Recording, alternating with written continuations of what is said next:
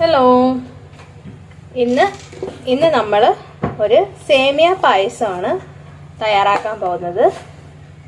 പാല് എടുത്ത് വെച്ചിട്ടുണ്ട്. പിന്നെ ഇതിലേക്ക് നമുക്ക് വേണ്ടത് നമ്മൾ ഉപയോഗിച്ചിരിക്കുന്നത് കിച്ചൺ ട്രഷേഴ്സിൻ്റെ സേമിയ പായസം, വെർമസലി പായസം മിക്സ് ആണ് ഇതിലേക്ക് നമ്മൾ യൂസ് ചെയ്തിരിക്കുന്നത്. നമുക്ക് മിൽക്ക് മെയ്ഡ് കൂടെ ആവശ്യമാണ്. ഇത് 300 ഗ്രാമിൻ്റെ ഒരു പാക്കറ്റാണ്. സിമ്പിളായിട്ട് ഉണ്ടാക്കാൻ പറ്റുന്ന ഒരു റെസിപ്പിയാണ്. അപ്പോൾ ആദ്യമായിട്ട് നമുക്ക് പാല് തിളപ്പിച്ചെടുക്കാം. പാലിൻ്റെ അളവെന്ന് പറയുന്നത് 300 ഗ്രാം, അതായത് ഒരു പാക്കറ്റാണ് 300 ഗ്രാം. ഇതിന് 1.5 ലിറ്റർ പാലാണ് നമ്മളിവിടെ യൂസ് ചെയ്തിരിക്കുന്നത്. അപ്പോൾ പാല് നമുക്ക് തിളപ്പിക്കാം. പാല് തിളപ്പിച്ച ശേഷം നമുക്ക് ഇതിലേക്ക് പായസ മിക്സ് ചേർത്ത് കൊടുക്കാം. പാല് നമുക്ക് ഇവിടെ തിളപ്പിച്ച് എടുക്കാം.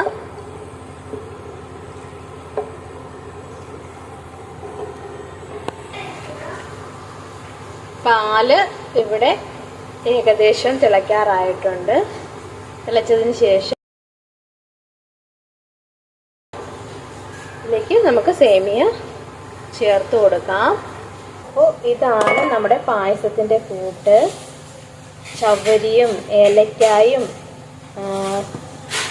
അണ്ടിപ്പരിപ്പും മുന്തിരിങ്ങയും പഞ്ചസാരയും എല്ലാം ഉണ്ട്. പാല് ഇവിടെ തിളച്ച് വരുന്നുണ്ട്.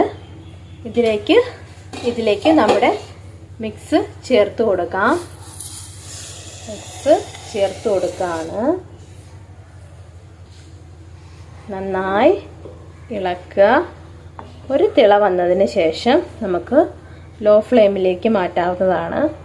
20 മിനിറ്റ്സ് കൊണ്ട് ഇത് വെന്ത് വരും. ഒന്ന് തിള വരട്ടെ, നമുക്ക് അടച്ചു വയ്ക്കാം.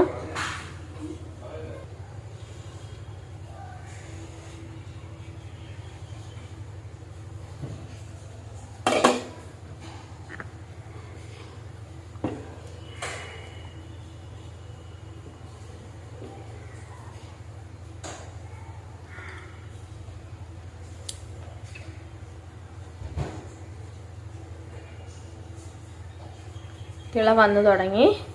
നമുക്ക് ഇതിനെ ലോ ഫ്ലെയിമിലേക്ക് മാറ്റി കൊടുക്കണം. ഇടയ്ക്ക് ലോ ഫ്ലെയിമിൽ വെക്കുകയാണെങ്കിൽ പോലും ഇടയ്ക്ക് ഒന്ന് ഇളക്കി കൊടുക്കാൻ മറക്കരുത്. അപ്പോൾ നല്ലപോലെ ഇത് കിടന്ന് വേകട്ടെ. ലോ ഫ്ലെയിമിലേക്ക് മാറ്റാം. അടച്ചു വെച്ച് വേവിക്കാം.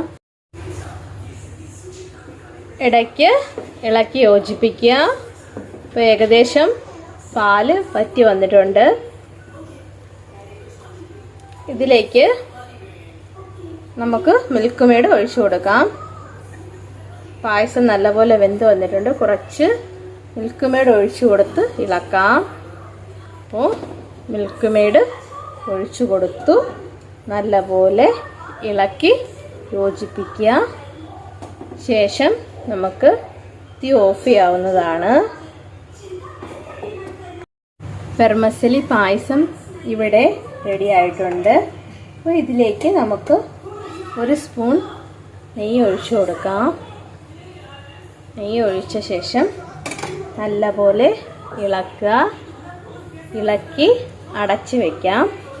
15 മിനിറ്റിന് ശേഷം നമുക്ക് ഇത് സെർവ് ചെയ്യാവുന്നതാണ്.